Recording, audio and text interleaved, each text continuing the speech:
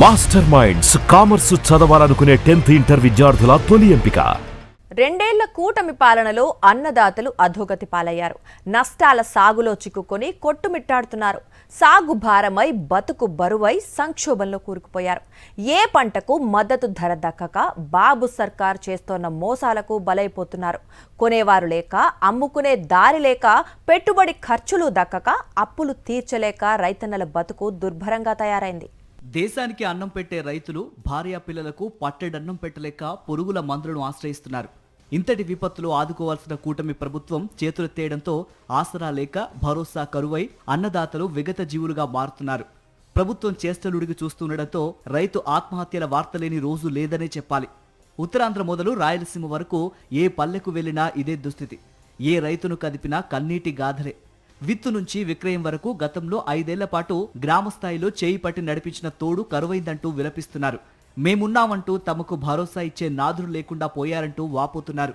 PM కిసాన్తో సంబంధం లేకుండా అన్నదాత సుఖీభవ పథకం కింద ప్రతి రైతుకు ఇస్తామన్న 20,000 పెట్టుబడి సాయాన్ని చంద్రబాబు సర్కార్ తొలి విడత పూర్తిగా ఎగ్గొట్టింది.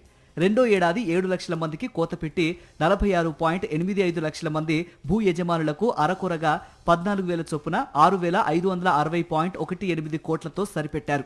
రెండేళ్లలో భూ యజమానులకే 14,873.28 కోట్లు ఎగ్గొట్టారు. ఇక కౌలు రైతులకైతే రెండేళ్లు పెట్టుబడి సాయానికి ఎగనామం పెట్టారు. విత్తు నుంచి విక్రయం వరకు రైతులకు అన్ని విధాల గ్రామస్థాయిలో అండగా నిలిచిన రైతు భరోసా కేంద్రాలు కూటమి పాలనలో నిర్వీర్యమైపోయాయి.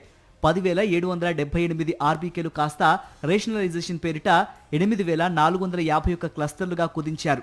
నాణ్యమైన సాగు ఉత్పాదకాలు అందించే సంకల్పంతో గత ప్రభుత్వం నియోజకవర్గ స్థాయిలో ఏర్పాటు చేసిన ఇంటిగ్రేటెడ్ అగ్రి ల్యాబుల్లో సగానికి పైగా మూతపడగా మిగిలినవి అలంకారప్రాయంగా తయారయ్యాయి. సిబ్బందిని సర్వేలు, ఇతర అవసరాలకు వినియోగిస్తుండటంతో ఆర్బీకేలకు వెళ్తే పలకరించే నాథుడే కరువయ్యారు. రైతులు పండించిన పంటలకు కనీస మద్దతు ధర కల్పించడంలోనూ చంద్రబాబు సర్కార్ ఘోరంగా విఫలమైంది. ధరల స్థిరీకరణ నిధి కింద పైసా ఇచ్చిన పాపాన పోలేదు.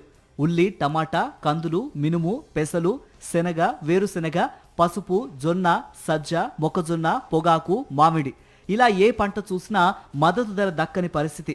కేంద్రం ప్రకటించిన 2024-25 సీజన్లో 75 కేజీల ధాన్యం బస్తాకు 1,725 రూపాయలు దక్కాల్సి ఉండగా ఏ ఒక్క రైతుకు 1,150 నుంచి 1,450కి మించి దక్కలేదు.